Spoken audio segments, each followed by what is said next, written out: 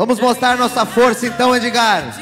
E porque estamos juntos e juntas nesta reconstrução tão importante do Rio Grande e do Brasil. O hoje exige não só novas ideias, mas ideias concretas para resolver os problemas reais das pessoas, que impactam no presente, agora, e definem o futuro. Lembrando que o vídeo completo da Assembleia Popular vai estar no site www.decidimpovo.com.br. Valeu, pessoal da live. Seguimos aqui em Pelotas com o nosso encontro. Seguimos juntos e juntas na nossa grande Assembleia Popular, o Rio Grande que o povo quer, para falar sobre os desafios e gargalos do desenvolvimento desta região.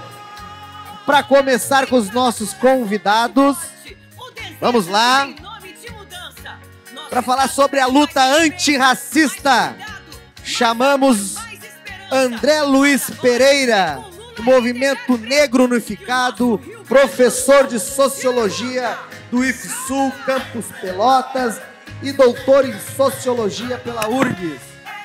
E Ledaci Lessa Coutinho, professora, historiadora, mestra em Educação e secretária de Educação e Esporte do município de Canguçu. Essas duas lideranças do movimento negro, vamos receber com uma salva de palmas os nossos companheiros de...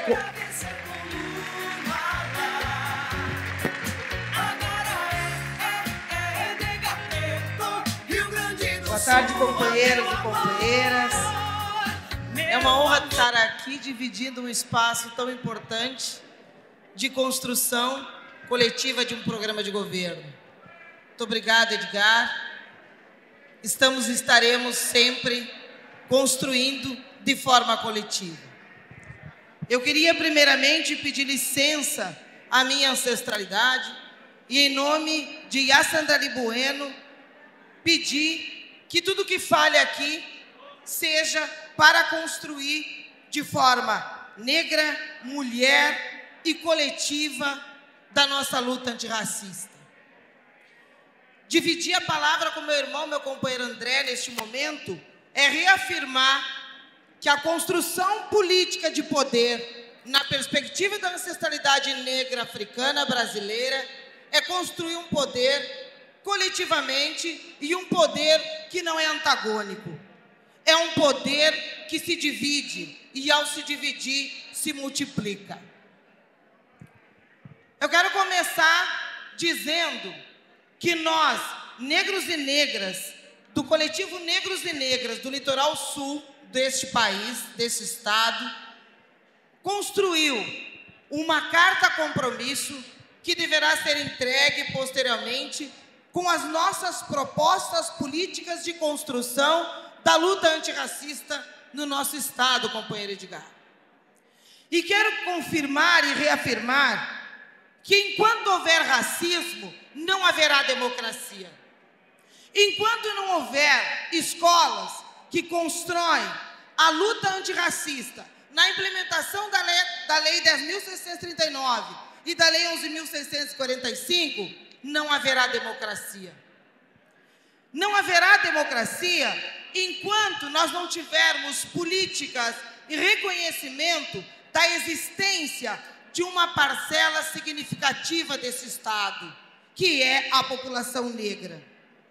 Não haverá democracia enquanto nós não tivermos uma saúde, uma política de saúde que leve em consideração de forma inequívoca a saúde da população negra e quilombola desse Estado. Não haverá democracia enquanto nós não construirmos visibilidade na construção, na política de finanças, na Secretaria da Agricultura e na Secretaria da Educação, políticas verdadeiramente inclusivas. E quando nós propomos a construção de uma política inclusiva, nós não estamos pedindo uma política só para a população negra, não, Edgar. Quando nós falamos em inclusão, nós falamos naquilo que nós, da matriaridade, da matricentralidade africana, chamamos de afrocentricidade. E falar em afrocentricidade é incluir de forma igual todos aqueles que são diferentes, mas iguais na diferença e iguais na oportunidade. O nosso Estado, e nós bem sabemos, é um Estado construído numa perspectiva positivista e que se vende para fora como o Estado mais branco deste país. E nós sabemos que nesse Estado, muito do que se construiu, e se nós pensarmos na construção de história de Pelotas, e que é o que dá o mote para o sul do Rio Grande do Sul, o que se construiu aqui foi com a força, com o braço, com o sangue e com o suor daqueles que me antecederam, daqueles que nos antecederam, que foram aqueles que foram escravizados e trabalharam dura e arduamente na construção do ouro, naquele período que era o charque que alimentava a escravaria do nosso país. Em nome deste e daqueles que nunca foram reconhecidos, em nome destes e de todos os negros e negras desse Estado, nós temos proposição de política de governo, companheiro Edgar.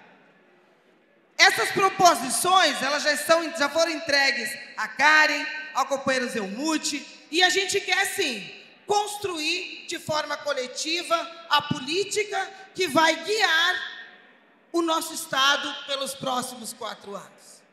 Nós, negros e negras do litoral sul do Rio Grande do Sul, assumimos e afirmamos aqui o nosso compromisso de compor este governo contigo, de construir, mas a partir da nossa perspectiva, porque nós temos massa crítica para propor política de governo. E como bem diz o companheiro Lula, este país só é o que é, porque ele foi o país que mais recebeu escravizados que doaram seu sangue e seu suor para construir o país que nós hoje podemos conviver, não de forma tão harmoniosa, porque nós sabemos que quem mais morre, que quem mais sofre, quem mais morreu no Covid foram homens e mulheres negros. Só um dado estatístico, Edgar. A gente sabe que a nossa juventude negra é a que mais morre. Os jovens negros de 15 a 29 anos, de 10 assassinatos neste país, 7 são jovens, homens e mulheres negros. E nós não podemos continuar convivendo de forma cínica com um dado tão importante quanto esse. Nós queremos a nossa juventude livre, nós queremos a nossa juventude se reproduzindo, nós queremos futuro para a nossa juventude, no país e no Rio Grande do Sul. Então, nós queremos afirmar e reafirmar que enquanto houver racismo, não haverá democracia. E nós estamos aqui para construir coletivamente, juntamente com todos aqueles que querem um Estado que seja representativo de todas as pessoas, à disposição para construir a política de governo, do teu governo, do nosso governo, para os próximos 4 anos. Muito obrigado, axé, e que permaneçamos firmes na luta, sem jamais esquecer de onde vivemos e para onde queremos chegar. Bom, boa tarde a todas e a todos. Meu nome é André. Eu falo aqui na condição de um homem negro da periferia de Pelotas. Falo aqui como filiado ao PCdoB para trazer uma proposta de contribuição sobre a questão racial no estado do Rio Grande do Sul e no Brasil. Então, serei breve. Eu sou um cara old school, então eu uso as coisas anotadas. Eu preciso dizer que qualquer governo que se pretenda um governo democrático tem que pautar o antirracismo. Nós, pessoas pretas, carregamos um alvo inscrito na nossa pele, todos os dias. Quando saímos à rua aqui, as forças de segurança não temem e não tremem em nos afrontar a todo tempo. Então, segurança pública tem que ser antirracista, governador. Segurança pública tem que pensar as pessoas pretas como seres humanos e não como animais. Precisamos pautar uma educação antirracista que, de fato, trabalhe na escola as matrizes africanas que formaram este país e este Estado. Não é possível pensar o Brasil sem a população negra e muito menos o Rio Grande do Sul. Então nós temos necessariamente que ter uma educação antirracista, governador. E uma educação antirracista que mexa nos currículos escolares, nos projetos políticos pedagógicos, que faça cumprir de fato a Lei 10.639 e 11.645. Por quê, governador? Porque hoje o povo preto e a comunidade e as populações indígenas desse país se tornaram alvos de um assassino, alvos de um genocida, e nós não podemos mais tolerar isso, governador. Tenho certeza, e cada um aqui que passou pela universidade, como eu passei, no início dos anos 2000, sabe muito bem que as políticas de ações afirmativas construídas no governo do Partido dos Trabalhadores foram determinantes para que nós obtivéssemos sucesso, para que eu me tornasse doutor, inclusive. Então é importantíssimo que nós valorizemos essas políticas. Por fim, para falar em antirracismo, eu que sou um sujeito da rua e que ando na rua todos os dias, quero dizer o seguinte: nós só podemos ganhar a eleição na rua. Nós temos que ganhar a eleição na periferia. Nós temos que ganhar a eleição conversando com o povo preto que não está aqui hoje, que está trabalhando porque precisa trabalhar no sábado de tarde. Nós temos que conversar com essa gente, com esse povo, que é o meu povo, que é o nosso povo. Nós temos que ir para a rua. Eu sou bem sincero, governador, em lhe dizer, nós temos que romper com a bolha de viver nos nossos gabinetes. A rua nos espera, porque nós éramos da rua, e nós perdemos a rua para um discurso completamente anacrônico. E é na rua que eu quero vencer essa eleição, governador, em todos os momentos. Eu, como filiado ao PCdoB, estou aqui para dizer que vou compor para que esse governo ganhe e que mude a realidade desse Estado e desse país. Não existe democracia sem antirracismo. Não existe Brasil e Rio Grande do Sul sem o povo preto. E é com o povo preto que nós vamos ganhar essa eleição. Muito obrigado. Muito bem. Obrigado, companheira e companheiro. Para falar agora sobre desenvolvimento, inovação e tecnologia, chamamos companheiro Felipe de Souza Marques. É graduado em Ciência da Computação, mestre e doutor em Computação na UFPEL, é professor associado no Centro de Desenvolvimento Tecnológico, coordenador do Escritório de Propriedade Intelectual, Transferência de Tecnologia e Empreendedorismo, vinculado à Superintendência de Inovação e Desenvolvimento Interinstitucional da UFPEL. Felipe de Souza Marques. Obrigado. Boa tarde a todas as pessoas aqui presentes. Saúdo o nosso pré-candidato aqui ao governo do Estado de Rio Preto. Só um minutinho. Eu me sinto honrado em participar desse momento aqui. É um momento de construção num espaço democrático para falar de um tema que eu tenho me envolvido mais ativamente nos últimos 5 anos, tentando colocar a inovação como um meio de desenvolvimento regional. E com isso, trazendo todo o desenvolvimento econômico e social que é necessário. Por muitas vezes, as pessoas me perguntam o que é inovação, ou confundem também com um conceito de tecnologia. Então, brevemente, de uma forma bem resumida, a inovação é um ato que visa mudar costumes, que visa mudar leis, enfim, gerar uma mudança, algo que cause impacto.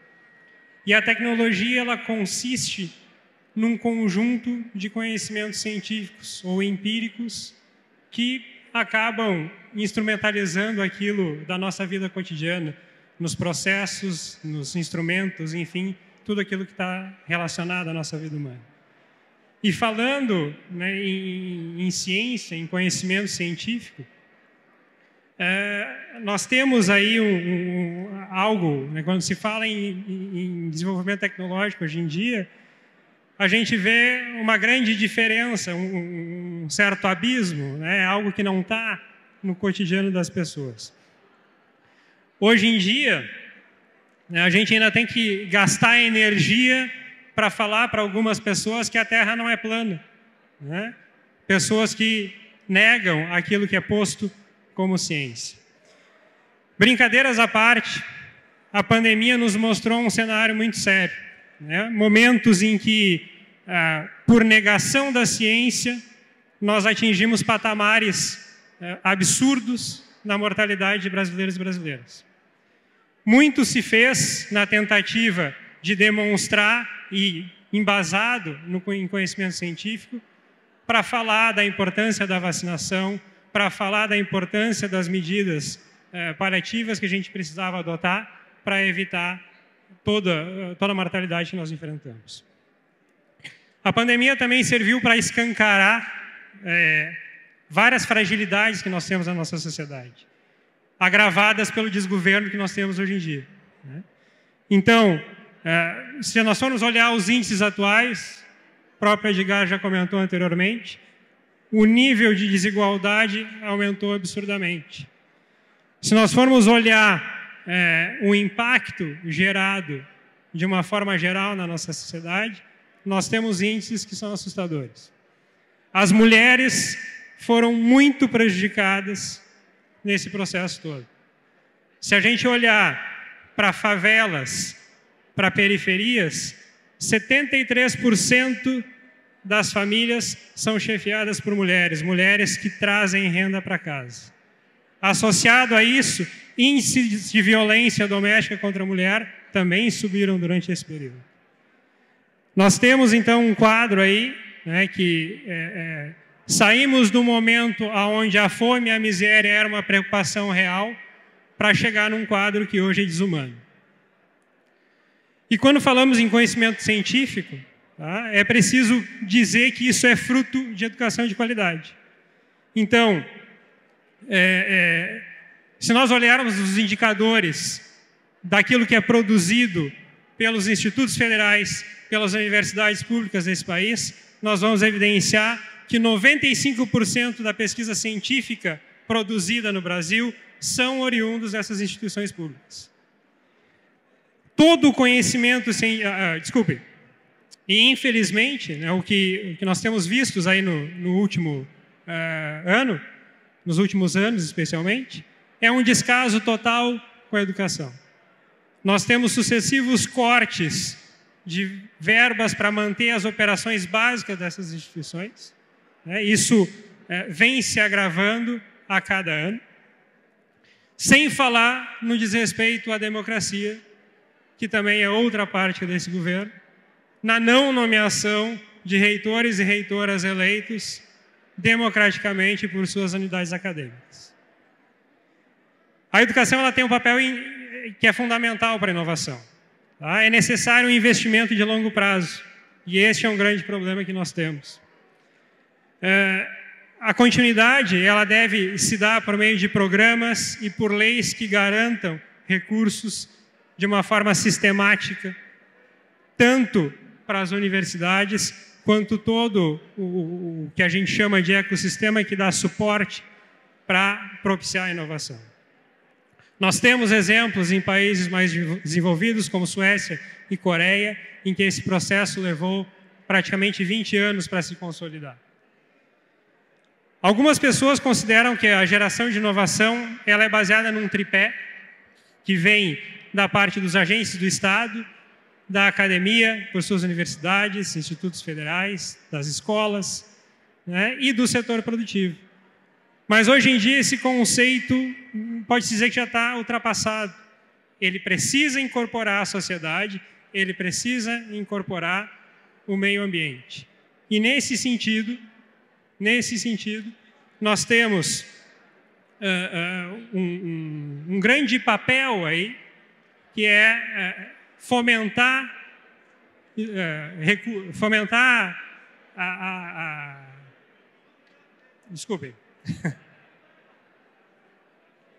Nós precisamos trazer investimentos tanto para a educação, tá, quanto para os jovens empreendedores, para que a gente consiga, de fato, alavancar políticas a longo prazo. Eu vou colocar, o pessoal já está sinalizando aqui para mim que o tempo já está acabando, eu vou colocar um pouquinho algumas posições aí que nós temos em relação a propostas, né, mais efetivas e que certamente depois vão ser levadas para a candidatura, de forma que isso possa ser colocado no programa de governo. Nós temos aí que pensar em investimento de educação em todos os níveis. Como eu falei, a gente não vai ter desenvolvimento socioeconômico, a gente não vai se livrar da subservência de países mais desenvolvidos se a gente não proteger aquilo que é recurso nosso, as nossas fontes naturais de riqueza, toda a parte de matriz energética e tudo mais. Um outro ponto... Bom, desculpem. Eu me comprometo, então, como eu falei antes, né, de passar isso por escrito para o senhor e agradeço a oportunidade. Muito obrigado, professor. Bacana. Quero pedir atenção, companheiros e companheiras, da gente tentar escutar esse momento.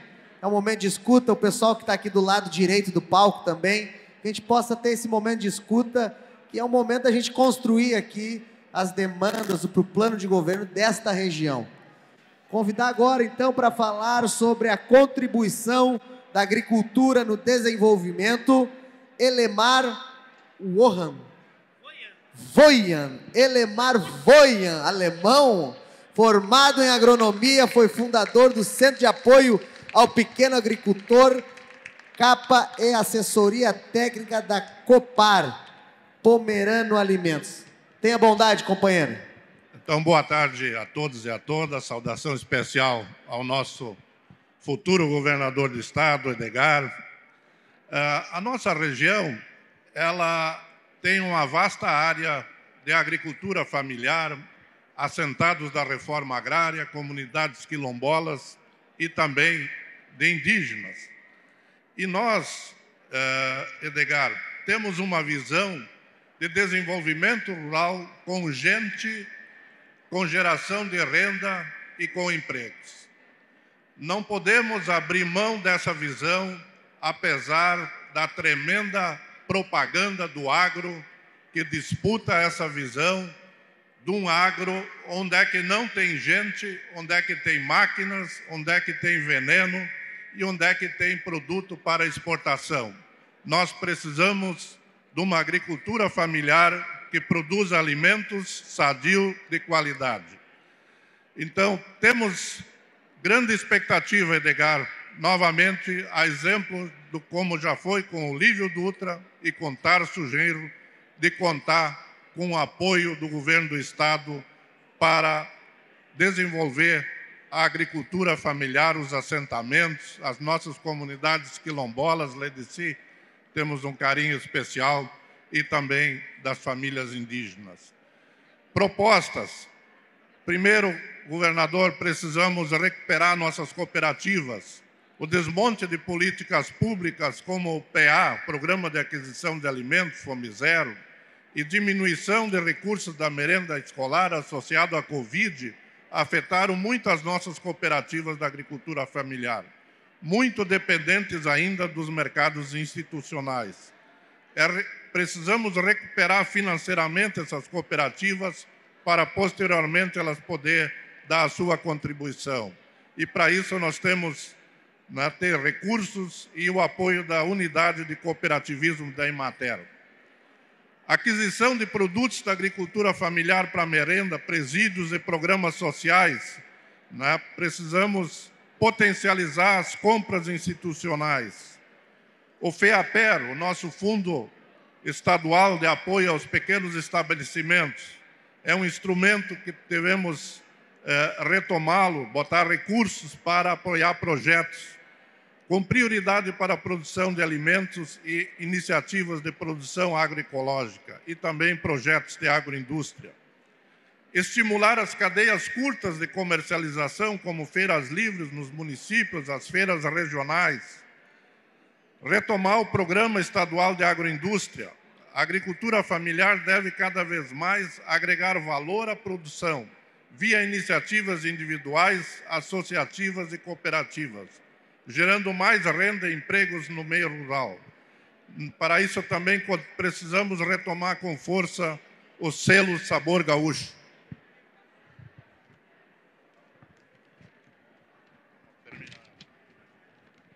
Até a agroecologia, as ONGs, governador, tem uma demanda que se destine 5% do orçamento de ATER para programas de agroecologia, para que possam incentivar grupos a produzir para merenda escolar e programas sociais.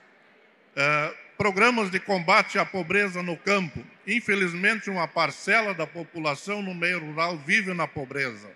O desafio é pensar um programa de inclusão social, melhorando a sua condição de vida.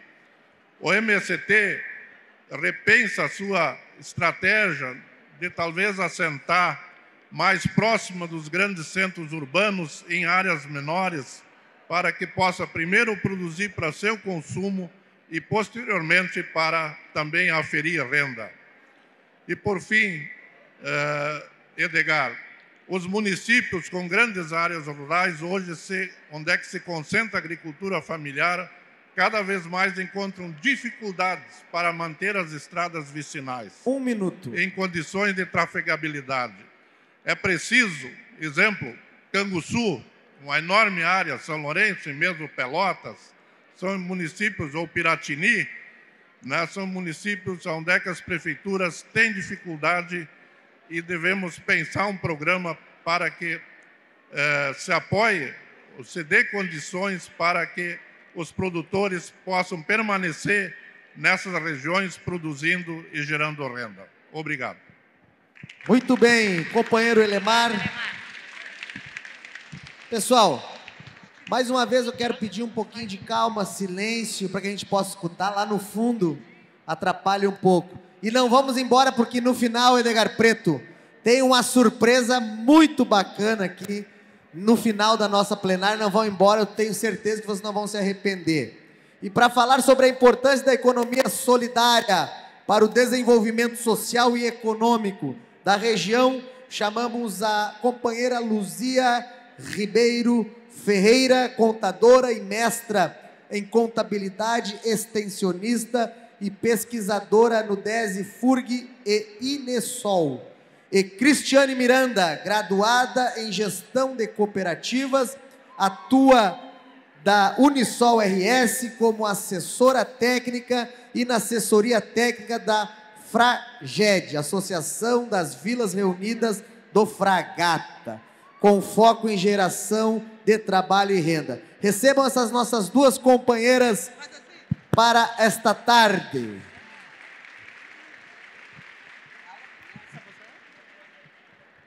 Boa tarde a todos e todas. Meu nome é Cristiane. Em Pelotas eu trabalho na frente da Associação Fragete, junto com a nossa diretoria. É uma associação de fomento do bairro Fragata, aqui em Pelotas. Mas hoje eu pensei em preparar várias coisas para que a gente pudesse trazer para cá, mas eu não quis me deter a pesquisas e dados tão específicos, porque a nossa luta frente à economia solidária, como a própria campanha do nosso governador Edgar, é uma economia possível a todos. Hoje, a minha maior alegria em chegar aqui dentro desse ginásio foi encontrar várias pessoas que trabalham dentro da economia solidária nos mais diversos setores. Nós temos aqui pessoas da reciclagem, nós temos pessoas da alimentação, do consumo consciente, do artesanato que recebeu todos vocês na portaria do nosso ginásio. E nós sempre pensamos que a economia solidária, e atuamos, e buscamos, e lutamos, é aquela economia que é estendida a todos, e não aquela economia em que prende o capital na mão de poucos. Então, hoje, o nosso pedido e também o nosso recado é para que nesse governo a gente possa ter o nosso espaço enquanto economia. Economia que agrega, que atende e que pensa no próximo. Durante todo esse período de pandemia, os desgovernos que a gente enfrenta, tanto de forma federal quanto estadual, não fizeram o trabalho que nós, junto com o MST e junto com a economia solidária e junto com os governos de esquerda, fizeram para alcançar o mínimo, que foi a alimentação da nossa população. Então, hoje, o nosso recado, enquanto economia solidária, é para que a gente se una em um governo popular e que leve à frente todas as nossas lutas e as nossas buscas.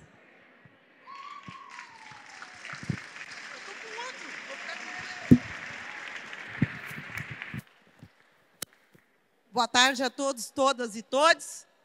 Como foi a Cris que falou, você já sabe que eu sou a Luzia, né? Eu saúdo todo mundo, toda a companheirada que está aqui, mas eu quero dar uma saudação especial para a companheira Gessi.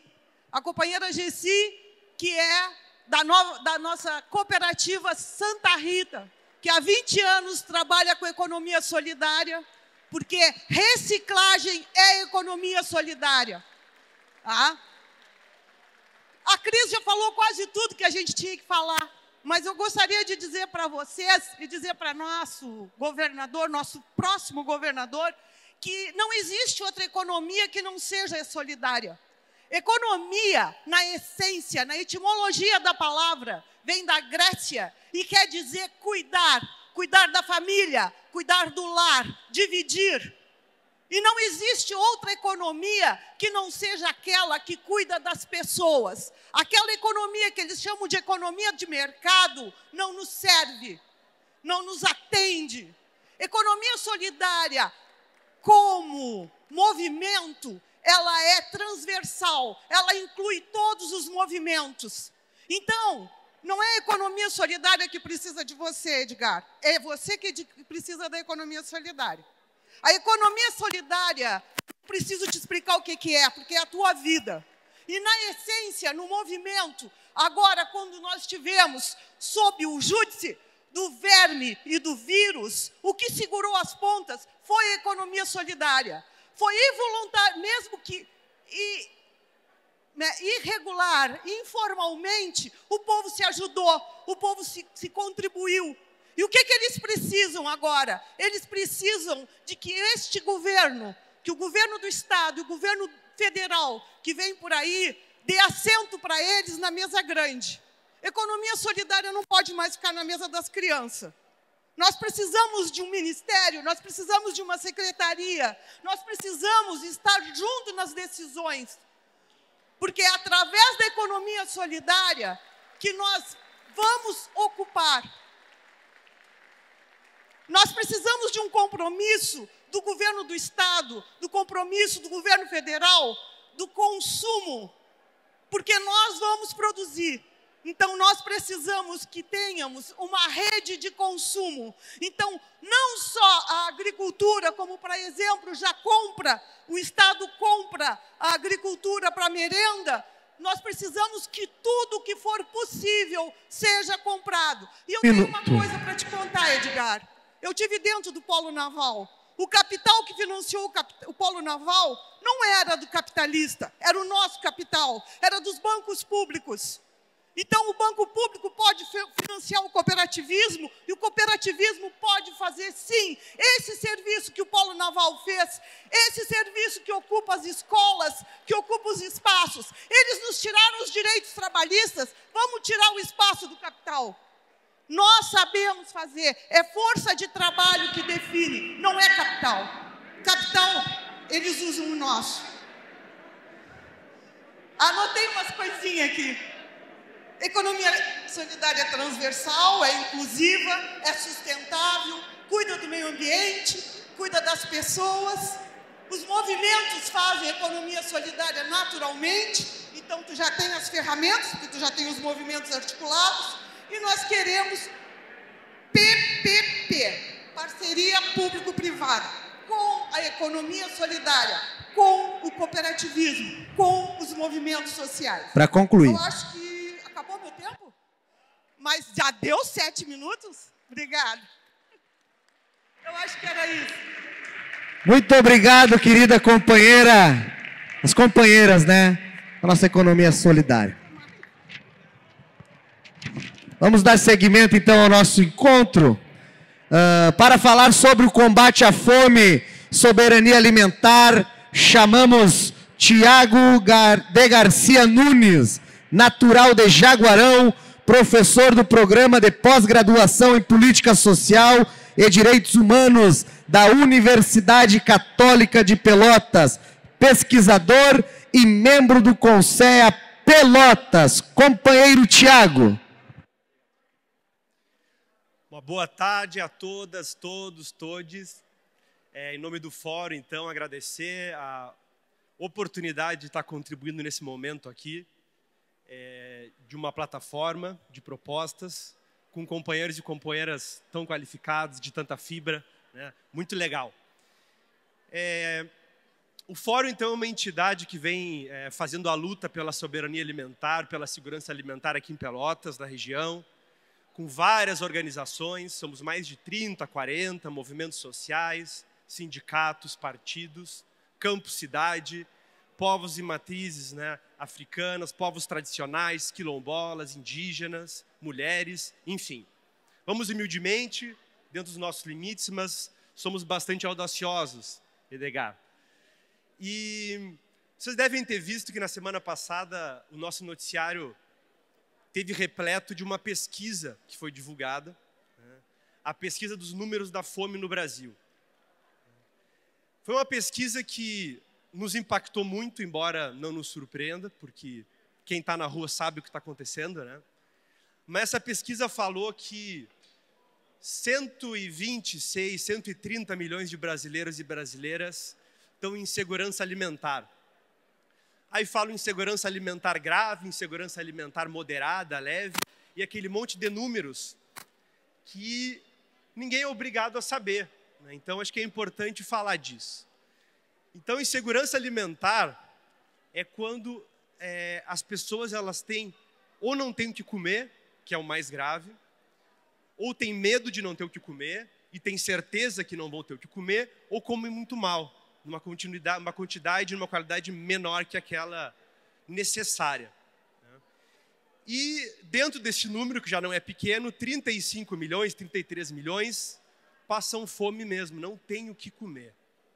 E têm acesso a alimento de forma muito precária, indigna. E esse é um problema que não nos deve deixar dormir. Não dormiremos, não descansaremos enquanto tivermos essa realidade no nosso país e no nosso estado. Nosso candidato comentou os números do Rio Grande do Sul, né? A gente tem a ideia de que o Rio Grande do Sul está fora, né, desse número, mas os nossos números também são muito ruins, são muito tristes. E é preciso dizer que a fome ela não é uma casualidade, a fome ela é um projeto, ela é uma escolha. E assim como os que estão hoje no poder escolheram investir numa política de fome, nós temos certeza que estamos do lado de quem vai investir numa outra política. Nossos desafios são muitos, não é fácil. Durante a pandemia, o banco, a cidade e o campo, os movimentos sociais organizados fizeram muito bem a sua parte, milhares, centenas de campanhas de solidariedade, entregas de marmitas, quentinhas, restaurantes populares, cozinhas comunitárias, só que isso tem um limite, né, gente? Não dá mais. E é hora do Estado atuar. Nós fizemos também uma cartinha de compromisso, vamos entregar oportunamente, com algumas sugestões, mas entendemos que tem dois eixos, dois grandes blocos que precisam ser inseridos, no mínimo, nesse programa, nesse plano. Um primeiro eixo é um eixo que entende que, para resolver o problema da fome, não basta doação, não basta assistência. doação é importante, nos manteve vivos e vivas nesse momento, né? O povo ajudou o povo, só que precisamos de muito mais. Eu escutei uma frase semana passada que nos impactou muito, que foi a seguinte: o pessoal dizia assim, olha, nós começamos a pandemia fazendo doação e terminamos a pandemia recebendo doação, porque não tínhamos mais o que doar nem o que comer. Então, políticas públicas que entendam essa totalidade, né, entendam a soberania alimentar, entendam o papel da agricultura familiar, camponesa, quilombola, indígena, que trate com muito carinho dos nossos programas sociais, como o PA, que até alteraram o nome agora, né, do PNAE, que talvez o programa mais bonito que nós temos hoje. Há que se dizer que o governo do Estado atual não cumpriu os 30%, eu tenho certeza que o nosso governo vai cumprir, ou vai aumentar ainda esses 30%. Também se diga que contratar 24 milhões de reais de um atacadão e não destinar para a agricultura familiar é também uma opção, não é mero acaso. Primeiro bloco, então, esses programas já conhecidos, fortalecê-los, empoderá-los, cuidar deles. E um segundo bloco é um bloco de fortalecimento e criação de equipamentos públicos, cozinhas comunitárias, restaurantes populares, hortas urbanas solidárias, comunitárias nas periferias, que tratem da questão da produção, da circulação e do consumo, né? São algumas das possibilidades e alguns dos nossos desafios. Não vai ser fácil, conta conosco, estamos contigo.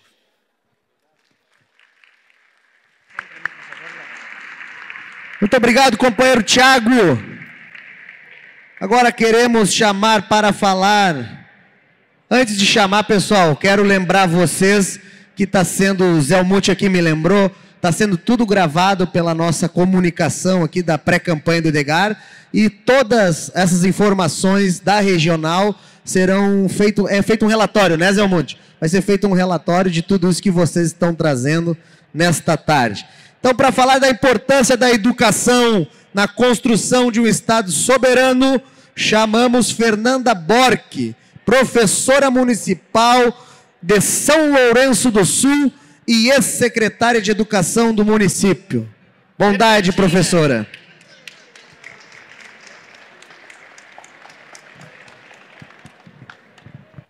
Boa tarde a todos.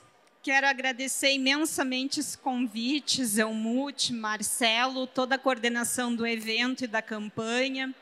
Cumprimento a todos vocês presentes, cumprimento a todos que compõem aqui a mesa. Quero cumprimentar de forma especial nosso candidato, Edgar Preto, e também cumprimentar as representações do meu município, São Lourenço do Sul, e cumprimentando as representações de São Lourenço do Sul, dos demais municípios vizinhos que compõem a nossa região sul, e dizer para vocês que estar aqui hoje, para mim, é muito importante, é um momento nostálgico de relembrar o período que eu estive frente à Secretaria de Educação de São Lourenço do Sul, onde realizamos inúmeros projetos voltados para a valorização e qualificação da educação do nosso município.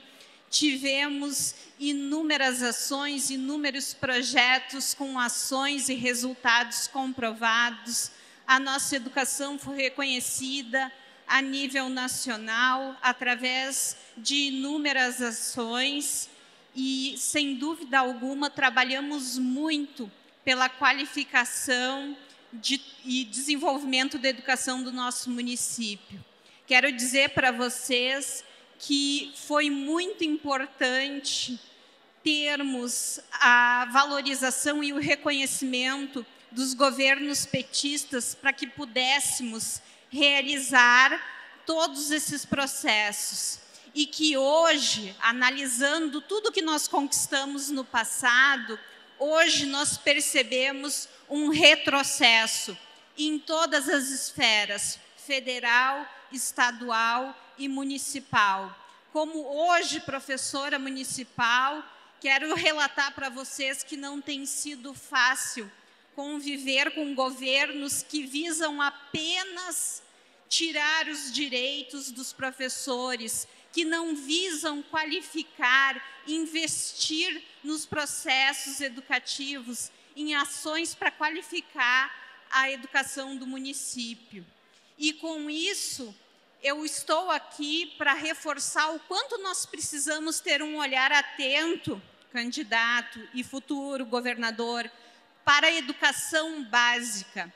A educação básica é a base. Precisamos olhar para todos os processos, para todas as ações voltadas para qualificar a educação básica. É através da educação que nós podemos desenvolver os nossos municípios, o Estado e o país. E com isso quero dizer para vocês que existem inúmeros desafios, já existia antes, mas agora os desafios são muito maiores, porque tivemos inúmeros retrocessos. Não ouvimos mais falar no Plano Nacional de Educação, Ledeci, dos investimentos para qualificar, para desenvolver a nossa educação. Nós precisamos de mais investimentos para a educação pública brasileira. Precisamos também pensar na participação das comunidades. Quero dizer para vocês o quanto lastimo no caso de São Lourenço do Sul, que, por exemplo, perdeu a gestão democrática participativa. Não temos mais eleições para as diretoras nas escolas municipais. E assim poderia elencar os inúmeros retrocessos também referentes à educação no Estado. Embora não seja professora, mas também participe e entenda o quanto tem sido negativo o trabalho e a atuação do governo estadual. Por isso, quero dizer para vocês e reafirmar o quanto é importante nós elegermos Lula, o presidente que mais investiu na educação pública brasileira, e também o quanto é importante nós elegermos Edgar para que possa dar atenção a todas as escolas públicas do nosso estado e realizar um trabalho de parceria com os municípios, porque até hoje nós temos um governo do estado afastado dos municípios e nós precisamos trabalhar de forma integrada. E um exemplo disso é o transporte escolar estadual, que não entra em acordo com os municípios e muitas escolas estão sem transporte escolar. São Lourenço do Sul tem uma escola de ensino médio da zona rural que até hoje inúmeros alunos estão sem aula porque o governo do estado não tem competência para resolver essa problemática e deixa a cargo do município e não se resolve, não repassa o recurso financeiro adequado. Então, por isso, precisamos de governantes responsáveis que entendam o que é fazer educação para o povo brasileiro, que entendam que a educação é, sim, a base para transformar um lugar, um estado e um país. Deixo aqui, então, o meu apelo ao futuro governador, se tudo der certo, através do nosso trabalho, do nosso esforço, que possamos ter um olhar comprometido de valorização para a educação pública do nosso estado e que converse com os nossos municípios que necessitam desse olhar e dessa parceria. Muito obrigada. Muito obrigado, professora Fernanda. E de imediato, chamamos para falar sobre as questões do desenvolvimento e o Polo Naval, chamamos Enio Santos, da Federação dos Trabalhadores Metalúrgicos do Estado do Rio Grande do Sul. Tenha bondade, companheiro. Obrigado, companheiro. Boa tarde, companheiras e companheiros. Quero saudar a todos os companheiros da mesa, as companheiras, especialmente o nosso futuro governador do estado, companheiro Edgar. Quero dialogar rapidamente com vocês sobre a importância do polo naval, da revitalização do polo naval feita pelo governo Lula a nível nacional e que gerou mais de 84 mil empregos no Brasil. E aqui em Rio Grande, foi importante para toda a região também a instalação do polo naval, gerando desenvolvimento para toda a cadeia, né, hoteleira, construção civil, transporte, não só para os metalúrgicos. Mas no auge do Polo Naval de Rio Grande, chegamos a 24 mil trabalhadores empregados ali em Rio Grande.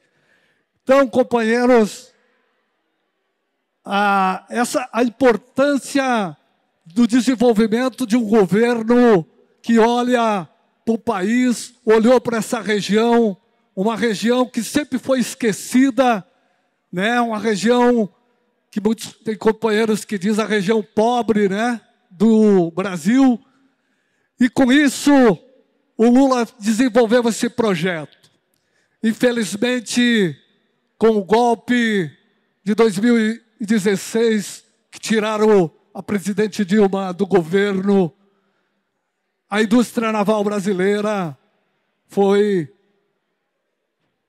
terminando, ou quase terminando. Nós, aqui na região sul, a nossa federação, junto com a Prefeitura de Rio Grande, o Sindicato dos Metalúrgicos de Rio Grande, fizemos muita luta na defesa do polo naval. Mas fizemos audiência pública em Brasília, no Senado, na Câmara dos Deputados, na Assembleia Legislativa e também audiências com o governo do Estado. Mas chegou um momento que nós fomos derrotados, né? Chegou o projeto, através do golpe, o projeto da direita, o projeto do desemprego e da miséria.